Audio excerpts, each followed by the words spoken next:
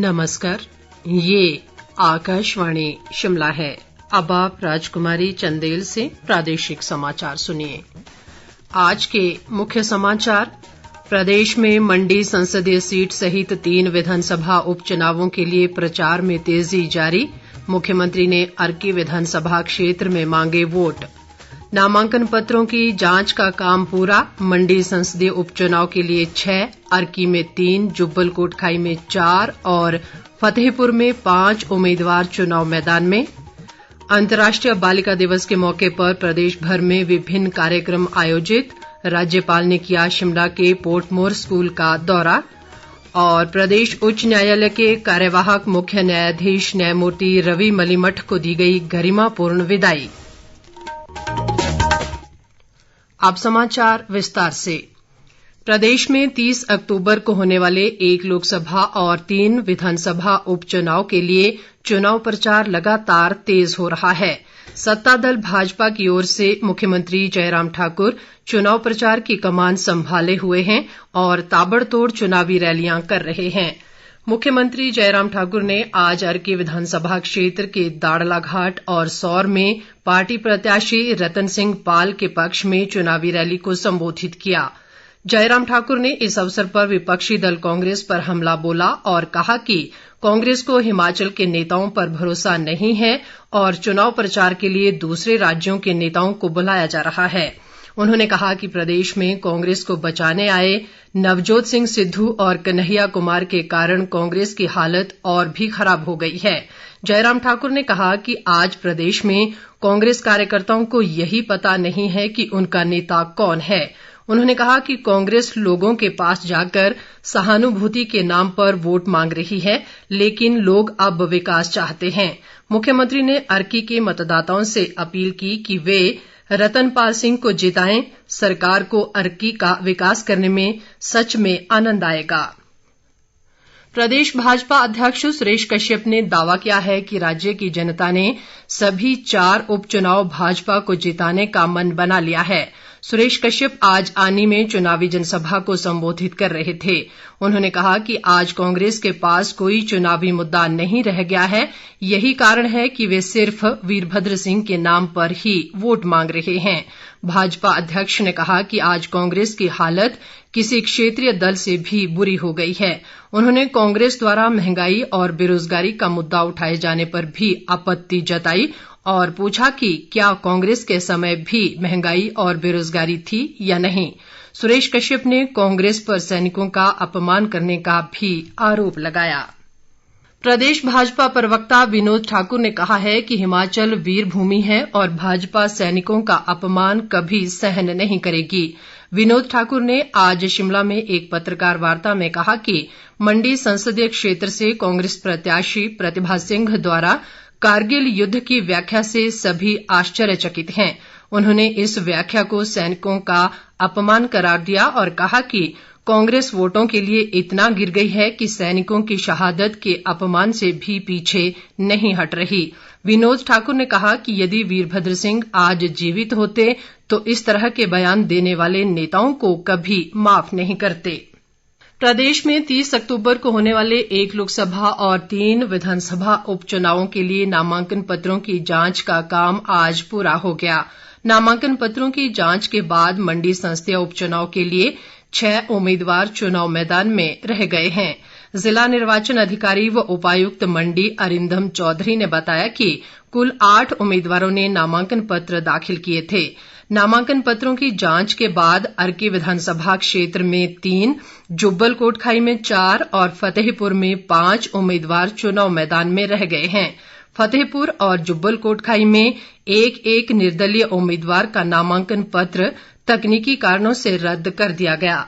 नामांकन पत्र 13 अक्टूबर तक वापस लिए जा सकेंगे।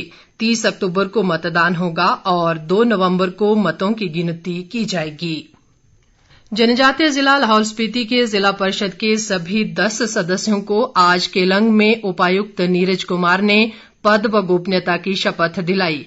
उपायुक्त ने इस मौके पर कहा कि जिला परिषद सदस्य अपने अपने क्षेत्र का विकास सुनिश्चित करने में महत्वपूर्ण भूमिका निभा सकते हैं। आज ही लाहौल मंडल के नवनिर्वाचित पंचायत समिति के सदस्यों को भी केलंग में पद व गोपनीयता की शपथ दिलाई गई। एसडीएम केलंग प्रिया नागटा ने लाहौल मंडल के 15 नवनिर्वाचित पंचायत समिति सदस्यों को शपथ दिलाई।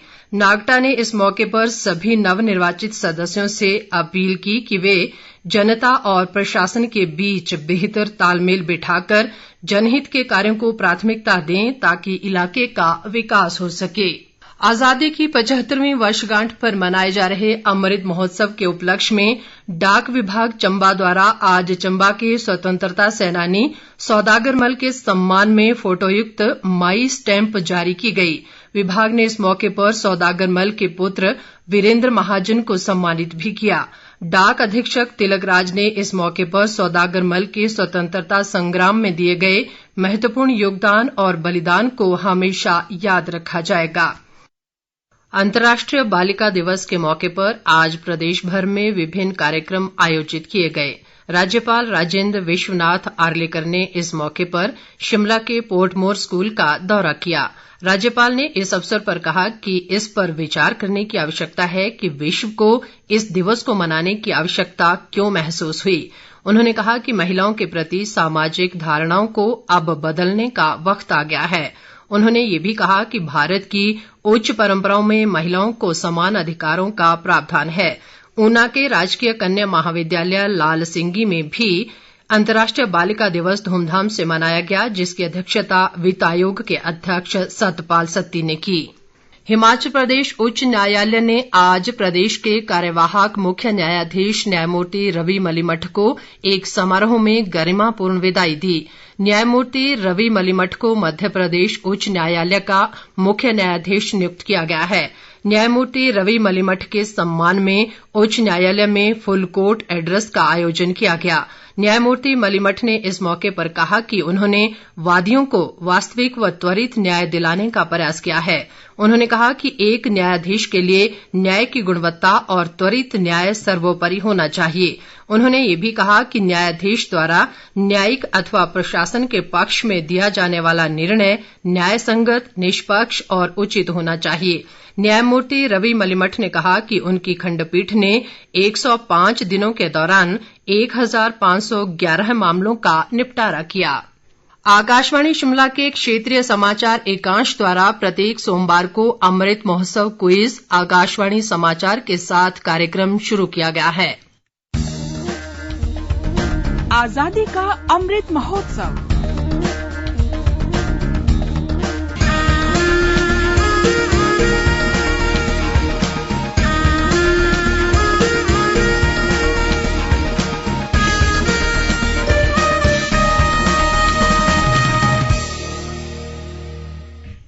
आज का प्रश्न है, स्वराज मेरा जन्मसिद्ध अधिकार है, मैं इसे लेकर रहूंगा, ये किसने कहा था? आप अपना जवाब हमें इस बुलेटिन के समाप्त होते ही हमारी ईमेल adnewsshimla@gmail.com पर भेज सकते हैं। जवाब देते समय श्रोता अपना स्थान, मोबाइल नंबर और फोटो भी साथ भेजें। ईमेल पर सबसे पहले जवाब देने वाले 10 श्रोताओं में से लकी ड्रॉ के माध्यम से विजेता का चयन किया जाएगा। विजेता का नाम कल शाम इसी समय समाचार बुलेटिन में प्रसारित होगा। पुरस्कारों के लिए सहयोग दे रहे हैं हिम ऊर्जा हिमाचल प्रदेश। चलो अब अक्षय ऊर्जा अपनाएं, अपने प्रदेश को आगे बढ़ाएं। अधिक जानकारी के लिए अपने निकटतम हिम ऊर्जा कार्यालय से संपर्क करें। अंत में मुख्य समाचार एक बार फिर। प्रदेश में मंडी संसदीय सीट सहित 3 विधानसभा उपचुनावों के लिए प्रचार में तेजी जारी। मुख्यमंत्री ने अर्की विधानसभा क्षेत्र में मांगे वोट। नामांकन पत्रों की जांच का काम पूरा। मंडी संसदीय उपचुनाव के लिए 6, अर्की में 3, जुब्बल कोटखाई में 4 और फतेहपुर में 5 उम्मीदवार चुनाव मैदान में। अंतर्राष्ट्रीय बालिका दिवस के मौके पर प्रदेश भर में विभिन्न कार्यक्रम आयोजित। राज्यपाल ने किया शिमला के पोर्टमोर स्कूल का दौरा। और प्रदेश उच्च न्यायालय के कार्यवाहक मुख्य न्यायाधीश न्यायमूर्ति रवि मलिमठ को दी गई गरिमापूर्ण विदाई। इसके साथ ही ये समाचार बुलेटिन समाप्त हुआ। नमस्कार।